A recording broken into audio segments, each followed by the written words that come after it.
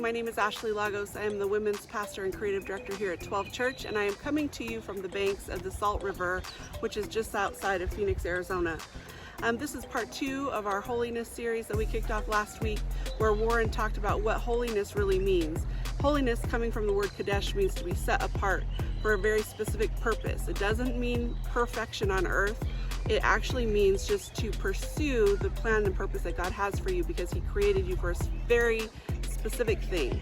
So today I want to continue on in that vein and talk about how often whenever we become believers, we have this ideology that in order for us to be impactful for the kingdom, anything that was bad in our life we kind of have to hide, or we want to just kind of ignore it.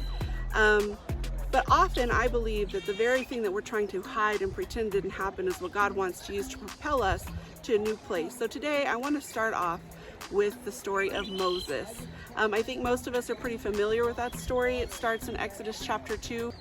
What's going on in the time is Pharaoh was really nervous because the Hebrews had just grown in population, and he was worried that they were going to overthrow him. And so he made an order that said that all Hebrew boys that were born were supposed to be killed by being thrown into the river. They were supposed to be drowned.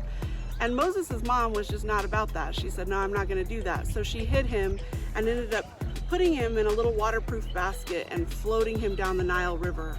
The thing about the Nile River is it's not a safe place for a baby in a basket. It's very deep, it's very fast, and it was full of Nile River crocodiles. And so anyone with any kind of logic would understand that there was risk involved in that. And really, I think that most people would assume that the river was going to take him out, that the odds of him surviving that were just pretty slim. But what ended up happening was the river actually carried him to the Pharaoh's daughter, and she pulled him out of the river and ended up raising him as her own child. So the thing that was supposed to take Moses out, the river, actually carried him to a new life that ended up allowing him to have influence and an inside look at the people that he was going to need to interact with down the road. We all know that as the story progresses, Moses grows up and he sees one of his Hebrew brothers being beaten by a slave, and he gets so angry that he ends up killing the man who was beating the slave, and then he runs away. And so he ends up in Midian and ends up at a well. So we see water again in his story. He ends up at a well where there are women who are watering their sheep. And what ends up happening is Moses steps in and helps these girls water their sheep and protects them from other sheep herders that were kind of harassing them. And one of those girls ended up being his wife. Well, through that relationship with his wife, he ended up becoming a sheep herder himself. And because he was a sheep herder, he was in a situation that he would have never been in, and ended up meeting the presence of God. Had he not been herding sheep, he may not have ever encountered God with a burning bush. So once again, water, the thing that was supposed to take him out, God repurposed and used as a tool to build relationship. Eventually, Moses was called back to Egypt to command the Pharaoh, who had been raised as his brother, by the way, to let his people go. And obviously that wasn't going well. Pharaoh did not want to just release all of his slaves. And so Moses, the first plague that Moses brought down on Israel was actually turning the Nile River, the very thing that was supposed to take him out, turning the Nile River into blood. And that one interaction demonstrated to Pharaoh that God was on the side of Moses. It demonstrated to Pharaoh that essentially the power of God was behind Moses. So the same river that was supposed to take Moses out as a child, that was supposed to kill him, that was supposed to end his purpose and his destiny, God used to demonstrate, I am with Moses. I am behind Moses. Then as we continue on, we know that eventually Pharaoh said, yeah, you can take the people of Israel, they can leave.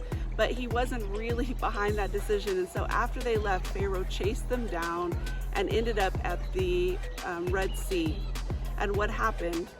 God told Moses to hold his staff over the sea and that he would part it, and the children of Israel would cross through on dry land. So that's what they did. They crossed through on dry land, and then the Pharaoh and his armies chased them into the Red Sea, and the sea enveloped them. So essentially water is what saved Moses and the entire nation of Israel. So what is my point with all of this? Well, first, water is a theme throughout the story of Moses. what I noticed is that water was supposed to kill Moses. And if water had killed Moses, his purpose and the designation that God had on his life to free the nation of Israel would have never taken place. But when the thing that was meant to take us out is put into the hands of God, it is able to be transformed and used in a way that is just mind-boggling. So water was supposed to kill Moses, but that's not what happened. Water carried Moses to a new family that allowed him to have inside information and influence in a space that he would have never had it. And then water, the thing that was supposed to take Moses out, ultimately put him in relationship with his wife, and through his relationship with his wife and her family and their job, essentially, he met God and had this encounter with God that essentially propelled him back toward his purpose.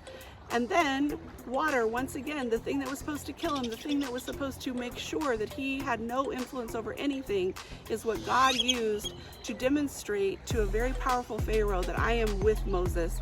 You need to listen to him. This is who I have chosen to bring the people out of out of Egypt.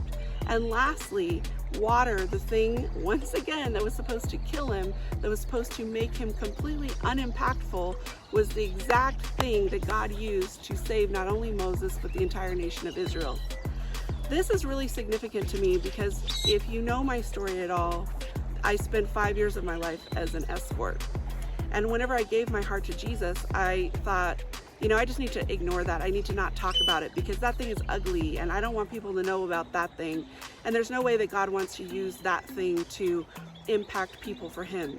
But then as I began to study the story of Moses, I started seeing that escorting, the thing that Satan wanted to use to destroy my life and to keep me from being impactful with women all over the world, if given to God, could actually be used to build relationships with people that nobody else understands, and could allow me to influence women that other people just can't relate to and ultimately lead to their salvation.